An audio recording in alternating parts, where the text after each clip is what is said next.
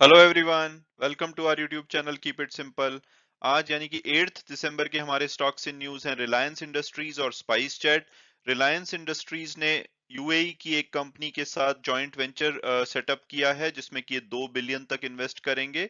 और spice jet के लिए मद्रास हाई कोर्ट ने इनके लिक्विडेशन का ऑर्डर दिया है क्योंकि इन्होंने कुछ अपने डेटर्स को पे नहीं किया था। ये दोनों ही टॉपिक हम इस वीडियो में डिटेल में डिस्कस करेंगे और ये भी बात करेंगे कि क्या करंट प्राइस पे हमें इन कंपनीज के शेयर लेने चाहिए या नहीं।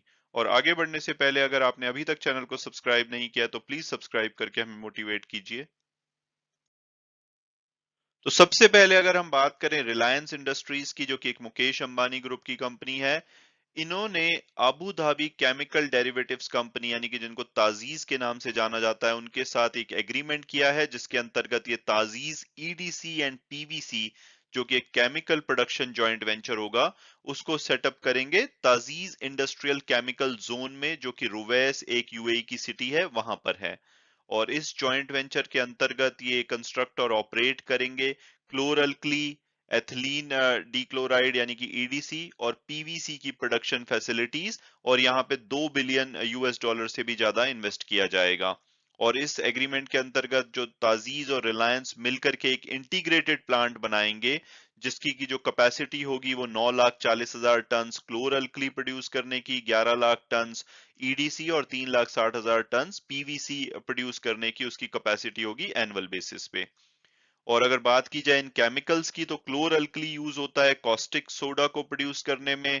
इसके अलावा ईडीसी जो है वो पीवीसी को प्रोड्यूस करने में यूज होता है और पीवीसी जो फर्दर यूज किया जाता है इंडस्ट्रियल और कंज्यूमर प्रोडक्ट्स को प्रोड्यूस करने में, जैसे कि पाइप्स हो गए, विंडोज फिटिंग्स, केबल्स, फिल्म्स और फ्लोरिंग एसेंशियल्स वगैरह।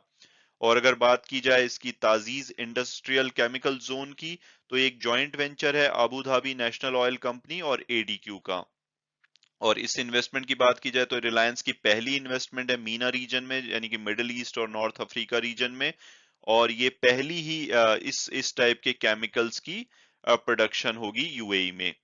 और इंडिया में पीवीसी की जो ग्रोथ है वो काफी ज्यादा है और इसके अलावा जो रॉ मटेरियल होता है इसको बनाने के लिए वो यूएई में बहुत ज्यादा अवेलेबल है। तो ये बोला जा रहा है कि एक विन विन पार्टनरशिप है दोनों कंपनीज के लिए।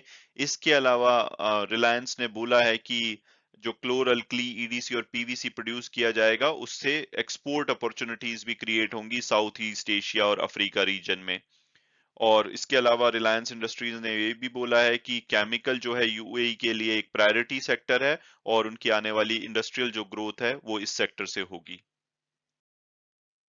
तो अब अगर बात की जाए हमारी सेकंड कंपनी न्यूज यानी कि स्पाइस जेट की, तो मद्रास हाई कोर्ट ने एक ऑर्डर दिया है कि स्पाइस जेट को वाइंड अप किया जाए क्योंकि ये अपने जो डेट है क्रेडिट स्विस एजी, जो कि एक स्विट्जरलैंड की कंपनी है, उनको अपना जो डेट है उसको रीपे नहीं कर पाए हैं। और जो ये ऑर्डर दिया गया है सिंगल जज बेंच है जस्टिस आर सुब्रमण्यम उनकी कोर्ट में दिया गया है। और उन्होंने लिक्विडेटर को डायरेक्ट किया था कि भाई आप स्पाइस जेट की सारी असेट्स को टेक ओवर कर लीजिए और उसको बेच करके जो भी इनका कर्जा है उसको पे कीजिए। लेकिन उसके बाद उन्होंने 3 वीक का इस पे स्टे लगा दिया है क्योंकि स्पाइस जेट ने उनको रिक्वेस्ट करी थी कि भाई आप स्टे लगाइए ताकि हम इसको हायर कोर्ट में इसको चैलेंज कर सकें। और अब अगर बात की जाए कि भाई ये सारा मामला है क्या, तो ये मामला शुरू हुआ था 2011 में, जबकि स्पाइस जेट ने एक स्विट्जरलैंड की कंपनी एसआर टेक्निक्स के साथ एक एयरक्राफ्ट मेंटेनेंस एग्रीमेंट किया था। और उसके बाद एसआर टेक्निक्स ने फर्दर क्रेडिट स्विस, जो कि एक स्विट्जरलैंड की एक और लोकल कंपनी है, उनके साथ एक फाइनेंसिंग एग्रीमेंट किया। मतलब कि उनको बोला कि भाई आप हमें फाइनेंस करिए यानी कि पैसा दीजिए और उसके बदले में जो भी स्पाइस जेट से एयरक्राफ्ट मेंटेनेंस के लिए पेमेंट आएंगी उसको आप हमारे बिहाफ पे रिसीव कर सकते हैं। उन्होंने क्रेडिट स्विस को ये राइट्स दे दिए। इसके बाद बोला जा रहा है कि एसआर टेक्निक्स ने 2013 में 7 इनवॉइसेस रेज की और जिसमें से कि स्पाइस जेट ने किसी की भी पेमेंट नहीं की।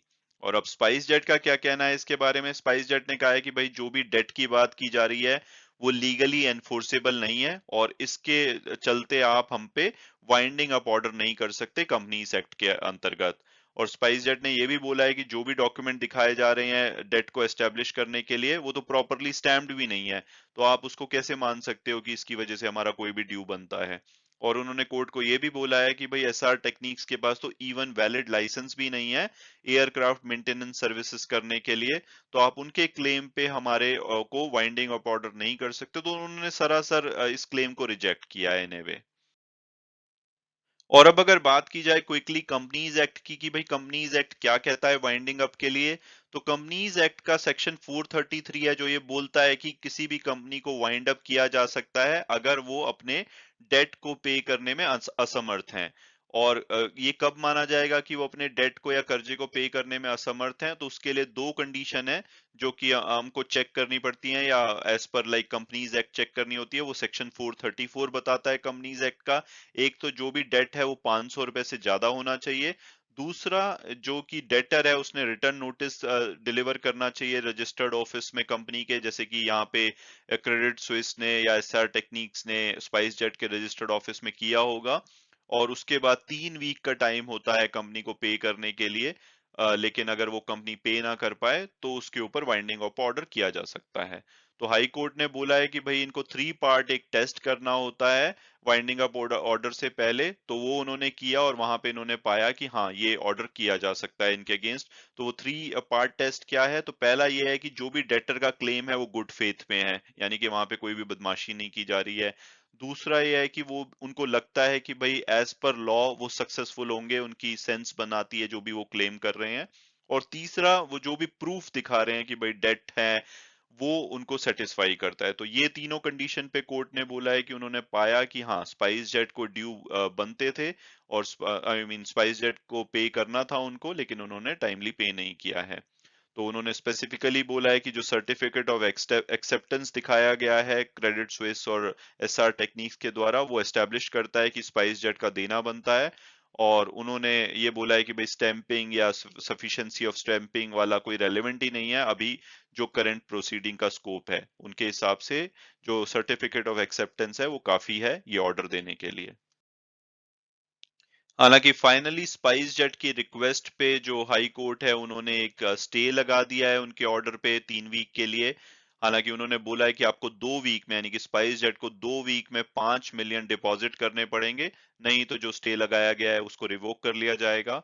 और यहाँ पे स्पाइस जेट का कहना है कि वो जो ये ऑर्डर आया है इसके अगेंस्ट जो डिवीजन बेंच है हाई कोर्ट की, वहां पे इसको चैलेंज करेगी, इसके अगेंस्ट अपील करेगी। और उन्होंने बोला है कि उनके पास अच्छे खासा मेरिट्स है इस केस को चैलेंज करने के लिए। और अब अगर हम बात करें कि क्या करंट प्राइस पे हमें स्पाइस जेट का शेयर लेना चाहिए या नहीं, तो सबसे पहले अगर हम इसकी पास्ट परफॉर्मेंस देखें, तो पिछले 1 साल में इन्होंने 28% की नेगेटिव रिटर्न दिया है। पिछले 3 महीने से भी लगभग 2% गिरा है। तो ओवरऑल अगर हम शॉर्ट टर्म या लॉन्ग टर्म में देखें, तो इन्होंने अपने इन्वेस्टर को ज्यादा खुश नहीं किया। डिसअपॉइंटिंग परफॉर्मेंस है, और वो बनता भी है क्योंकि पीछे कोविड की वजह से जितनी भी रेस्ट्रिक्शंस थी, तो उसमें से एयरलाइन सेक्टर एक ऐसा सेक्टर था जो कि बहुत ज्यादा प्रभावित हुआ था। तो इस वजह से इनके शेयर में वो रिफ्लेक्ट हो रहा है। हालांकि टिकर टेप के प्रेडिक्टिव एनालिसिस को देखें तो वो इसका एवरेज प्राइस 71 के आसपास बताते हैं, हायर साइड पे 85 और लोअर साइड पे 54। अभी जो करंट क्लोजिंग हुई है, यानी कि कल की जो क्लोजिंग हुई है वो स्पाइस जेट की 68.45 पे हुई है। तो हम ये कह सकते हैं कि अभी अपने एवरेज प्राइस से ये नीचे पे अवेलेबल है। और अगर हम इसका फंडामेंटल और पीयर्स एनालिसिस देखें तो एक स्मॉल कैप कंपनी है, 4000 करोड़ के आसपास का मार्केट कैपिटलाइजेशन है। वैल्यूएशन अभी सेंस नहीं बनाता है क्योंकि ये सभी जितनी भी एयरलाइन कंपनीज हैं ये लॉस में चल रही हैं। तो अगर मेरी ओपिनियन पूछी जाए कि क्या हमें स्पाइस जेट का शेयर लेना चाहिए, तो मुझे तो जो भी एयरलाइन के शेयर्स हैं उसमें ज्यादा ट्रस्ट नहीं है, तो मैं तो इनको अवॉइड करने की सलाह दूंगा। लेकिन अगर आपको इस सेक्टर में भरोसा है, तो अभी ये अच्छे प्राइस पे है, और अगर इस न्यूज के बेसिस पे फर्दर कुछ भी करेक्शन आती है तो आप इसको ले सकते हैं। ये 85 तक जा सकता है। ये प्योरली न्यूज बेस्ड चलेगा जब तक कि पूरी तरह से नॉर्मलिसी नहीं आ जाती। अगर कुछ भी ऐसा लगेगा कि ओमिक्रोन के इम्पैक्ट से इसका शेयर गिरा है, अगर ओमिक्रोन का लगा कि अब कंट्रोल में आ रहा है या ट्रैवल ज्यादा होने लग रहा है या इवन फ्यूल प्राइसेस कम होने लग रहे हैं, तो इनके बेसिस पे ये चलता रहेगा। और कुछ अगर नेगेटिव न्यूज आएगी तो ये बहुत तेजी से गिरेगा भी सही। तो वॉलेटाइल रहेगा। अगर आप उस वॉलेटिलिटी का फायदा उठाना चाहते हैं तो किसी भी करेक्शन पे आप लीजिए, ये 85 तक जा सकता है। बट अदरवाइज लॉन्ग टर्म के लिए मेरी पर्सनल ओपिनियन में एयरलाइन के शेयर्स अच्छे शेयर्स नहीं है।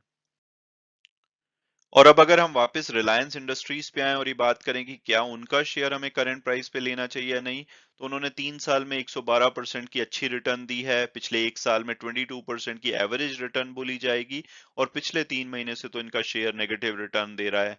तो यानी कि इन्होंने पीछे ज्यादा अच्छा परफॉर्म नहीं किया है एक साल से। और अगर हम टिकर टेप के प्रोडक्टिव एनालिसिस को देखें तो वो एवरेज प्राइस इसका बताते हैं 2762, हायर साइड पे लगभग 3000 रुपए, और लोअर साइड पे 1775 के आसपास। जो कल की क्लोजिंग हुई है वो 2382 पे हुई है, तो हमें कह सकते हैं कि अभी अपने एवरेज प्राइस से काफी नीचे पे अवेलेबल है। और अगर इनके पीयर्स एनालिसिस और फंडामेंटल्स को देखा जाए तो ये एक मार्केट कैपिटलाइजेशन के हिसाब से लार्जेस्ट कंपनी है, 15,61,000 करोड़ से भी ज्यादा मार्केट कैपिटलाइजेशन है। पी और पीबी रेशो ठीक ठाक लगती है, इनको आप कंपेयर नहीं कर सकते क्योंकि इनका बिजनेस बहुत ही ज्यादा डिफरेंट है। ओएनजीसी सिर्फ ऑयल सेक्टर में है, लेकिन ये डिजिटल में भी है, रिटेल में भी है।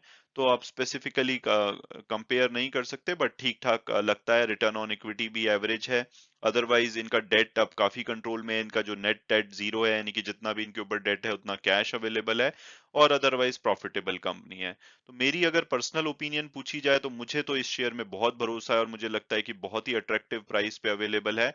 और ये आपकी हो सकता है कि पेशेंस टेस्ट करे काफी टाइम तक, लेकिन जिस दिन ये चला तो इसमें पोटेंशियल है यहाँ पे आराम से आपको 25% रिटर्न देने का एक साल के अंदर। और सब कुछ चीजें इसकी ठीक चली तो ये लॉन्ग टर्म में आपको बहुत ही बढ़िया रिटर्न, इवन 80-85% की रिटर्न भी दे सकता है। और उसके पीछे के जो कारण है, जो इनका सबसे बड़ा अभी भी स्पेस है पेट्रोकेमिकल का, रिफाइनिंग का, उसमें ये डाइवर्सिफाई कर रहे हैं।